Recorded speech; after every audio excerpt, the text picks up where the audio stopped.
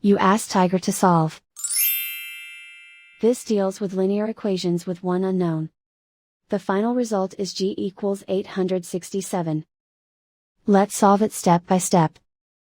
Move the negative sign from the denominator to the numerator. Isolate the g. Multiply both sides by 17. Group like terms. Multiply the coefficients.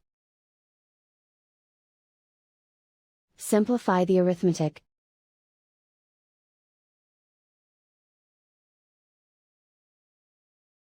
Convert the g into a positive number. Multiply both sides by -1. Remove the ones. Simplify the arithmetic. And so the final result is g equals 867.